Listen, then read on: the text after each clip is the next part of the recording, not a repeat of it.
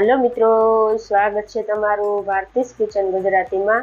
તો આજે હું તમારી સાથે શેર કરીશ લીલી ખારેકના હલવાની રેસીપી। આમ તો બધાના ઘરમાં ગાજરનો હલવો, દૂધીનો હલવો તો બનતો જ હોય છે, પણ આજે આપણે આ લીલી ખારેકનો હલવો છે તે માત્ર 15 થી 20 મિનિટમાં જ બનાવીને તૈયાર કરીશું। આ હલવાને તમે વ્રત કે ઉપવાસમાં પણ ખાઈ શકો છો અને આ હલવો ખાવામાં પણ ખૂબ જ ટેસ્ટી એવો બનીને તૈયાર થાય છે। જો તમને મારી રેસીપીઓ ગમતી હોય અને હજી સુધી મારી ચેનલને સબસ્ક્રાઇબ ન કરી હોય તો મારી ચેનલને સબસ્ક્રાઇબ કરજો। તો ચાલો રેસીપી શરૂ કરીએ। તો સૌપ્રથમ આપણે આ ખારેકનો હલવો બનાવવા માટે મેં અહીં 400 ગ્રામ જેટલા એકદમ ફ્રેશ હોય તેવા ખલેલા લઈ લીધા છે। તો આપણે આ ખારેકને ખલેલા તરીકે પણ ઓળખવામાં આવે છે।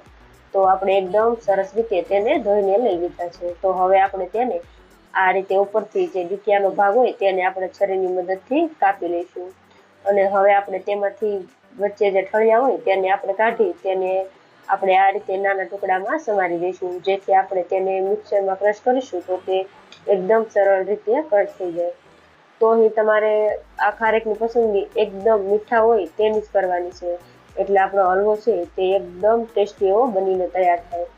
તો તમે જોઈ શકો છો મેં આ જ રીતે બધી જ ખારેકને એકદમ સરસ રીતે ઝીણી ઝીણી કટ કરીને લઈ લીધી છે।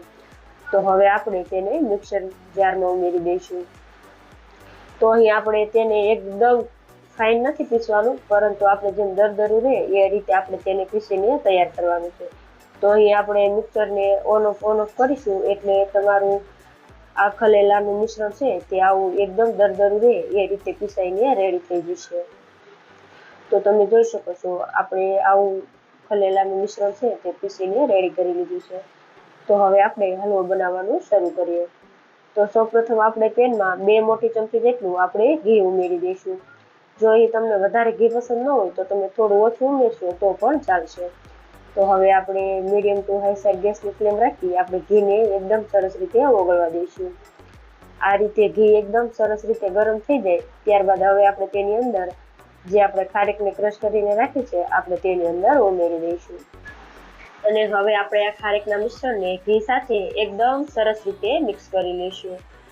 અહીંયા આ ખારેકના મિશ્રણને ઘી સાથે રોસ્ટ કરવાથી આપણો આ ખારેકનો હલવો છે તે એકદમ ફ્લેવરફુલ બની ટેસ્ટી બનીને તૈયાર થશે। તો હવે આપણે એકદમ સ્લો ગેસની ફ્લેમ રાખી આપણે આ ખારેકના મિશ્રણને 4 થી 5 મિનિટ સુધી આપણે ઘી સાથે તેને રોસ્ટ કરી લેવાનું છે।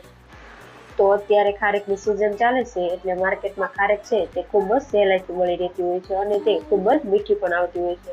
તો તમે પણ આ ખારેકની સિઝન છે તો એકવાર આ હલવો બનાવીને જરૂરથી ટ્રાય કરજો, ઘરમાં બધાને ખૂબ જ ભાવશે અને આ ખારેકનો હલવો બનાવી તમે ફરાળમાં પણ ઉપયોગમાં લઈ શકો છો। તો અત્યારે શ્રાવણ માસ ચાલે છે તો બધા સોમવાર તો રહેતા જ હોય, તો તમે એકવાર આ હલવો બનાવીને જરૂરથી ટ્રાય કરજો, બધાને ખૂબ જ ભાવશે। તો વધુ 3 થી 4 મિનિટ જેટલો સમય થઈ જાય શેકતા એટલે તમે જોઈ શકો છો કે એકદમ સરસ એવું શેકાઈને તેનો કલર છે તે આ રીતે થોડો ડાર્ક એવો થઈ ગયો છે। તો હવે આપણે આ શેકાઈ ગયેલા મિશ્રણમાં આપણે 1.5 કપ જેટલું ફૂલ ફેટવાળું આપણે દૂધ ઉમેરી દઈશું। તો અહીં આપણે દૂધ છે તે ફૂલ ફેટવાળું હોય બને ત્યાં સુધી તેનો જ ઉપયોગ કરવાનો છે, એટલે આપણો આ ખારેકનો હલવો છે તે એકદમ મલાઈદાર બનીને તૈયાર થશે। આ રીતે આપણે આ મિશ્રણમાં દૂધ એડ કર્યા પછી આપણે ગેસની flame medium two high side કરી દઈશું અને આ રીતે આપણે કન્ટિન્યુ ચલાવતા જઈ બધું જ દૂધ બળી જાય ત્યાં સુધી આપણે તેને કૂક કરી લઈશું। તો અહીં આપણે આ રીતે કન્ટિન્યુ ચલાવતા જ રહેવાનું છે એટલે આપણું દૂધ છે તે પેનમાં ક્યાંય પણ ચોંટે નહીં। તો 3 થી 4 મિનિટ જેટલો સમય થઈ જાય ત્યારબાદ તમે જોઈ શકો છો આપણું દૂધ છે તે 80% જેટલું બળી ગયું છે। તો આપણે આ બધું જ દૂધ જ્યાં સુધી બળી ન જાય ત્યાં સુધી આપણે આ રીતે કન્ટિન્યુ ચલાવતા જઈ આપણે આ હલવાને કૂક કરી લેવાનું છે। તો વધુ આપણે દૂધ ઉમેર્યા બાદ લગભગ 7 થી 8 મિનિટ જેટલું આપણે મીડિયમ ટુ હાઈ સાઈડ ગેસની ફ્લેમ રાખી આ મિશ્રણને શેકીશું એટલે તેમાંથી આ રીતે બધું જ દૂધ છે તે બળી જશે। તો આ રીતે આટલું દૂધ બળી જાય એટલે આપણે તેની અંદર અડધા કપથી ઓછી આપણે ખાંડ ઉમેરી દઈશું। અહીં આપણે આ ખારેક છે તે એકદમ જ મીઠી છે એટલે આપણે તેની અંદર ઓછી ખાંડ ઉમેરીશું તો પણ આપણો હલવો છે તે એકદમ જ મીઠો બનીને તૈયાર થશે અને ઘરમાં જો વધારે ગળ્યું ખવાતું હોય તો તમે 2 થી 3 ચમચી જેટલી વધારે ખાંડ પણ ઉમેરી શકો છો। તો ખાંડ ઉમેર્યા બાદ એકદમ સરસ રીતે મિક્સ કરી આપણે બધી જ ખાંડને ઓગાળી આપણે આ હલવાને કૂક કરી લઈશું। તો શરૂઆતમાં જ્યારે આપણે ખાંડ એડ કરીશું ત્યારે ખાંડ ઓગળશે એટલે તેમાંથી આ રીતે પાણી છૂટું પડશે. પણ આપણે મીડિયમ ટુ હાઈ સાઈડ ગેસની ફ્લેમ રાખી વધુ 3 થી 4 મિનિટ સુધી કૂક કરશું એટલે તેમાંથી બધું જ ખાંડનું પાણી બળી જશે અને આપણો હલવો છે તે આ રીતે થોડો ડ્રાય થઈ જશે. તો અહીં આપણો હલવો છે તે એકદમ સરસ એવો કૂક થઈ ગયો છે. તો હવે આપણે તેની અંદર માત્ર 1 ચપટી જેટલો આપણે તેની અંદર યલો ફૂડ કલર ઉમેરી દઈશું. તો આપણે તેની અંદર થોડું પાણી એડ કરી દઈશું અને આપણે આ કલર છે તે તેની અંદર ઉમેરી દઈશું. આ ફૂડ કલર એડ કરવાથી હલવાના ટેસ્ટમાં કાંઈ જ ફરક નહીં પડે, પરંતુ તેનો કલર છે તે એકદમ સરસ લાગશે. તો આ રીતે આપણે તેની અંદર ફૂડ કલર એડ કરી બરાબર મિક્સ કરી લઈશું અને વધુ આપણે 2 થી 3 મિનિટ સુધી હલવાને કૂક કરી લઈશું એટલે તેમાંથી કાંઈ પણ પાણી બચ્યું હોય તે એકદમ સરસ રીતે બળી જાય અને આપણો હલવો છે તે એકદમ સરસ એવો બનીને રેડી થઈ જશે. તો આવો હલવો એકદમ સરસ રીતે કૂક થઈ જાય એટલે તેની અંદર અડધી ચમચી જેટલો આપણે એલચી પાવડર ઉમેરી દઈશું. જો તમને અહીં એલચીનો પાવડર પસંદ ન હોય તો તમારે સ્કીપ કરી દેવાનો.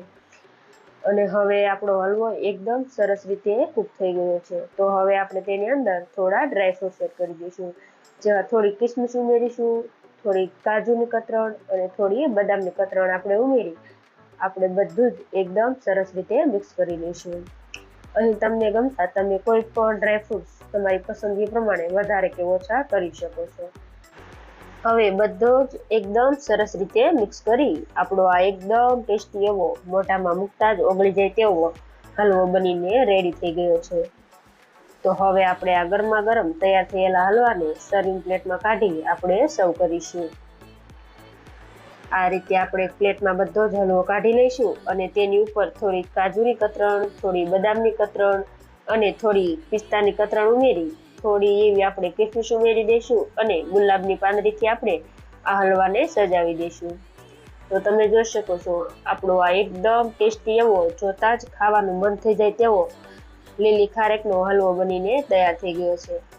તો તમે પણ આ રીતે કોઈ દિવસ જો આ લીલી ખારેકનો હલવો ન બનાવ્યો હોય તો તમે એકવાર જરૂરથી ટ્રાય કરજો અને તમને મારી આ રેસીપી કેવી લાગી મને કમેન્ટમાં જરૂરથી જણાવજો.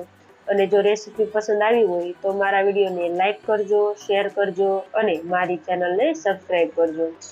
અને આવી જ નવી રેસીપીઓના વિડીયો જોવા માટે બાજુમાં આપેલા બેલ આઇકન પર ક્લિક કરજો, જેથી તમને મારી નવી આવનારી રેસીપીઓના નોટિફિકેશન સૌથી પહેલા મળે.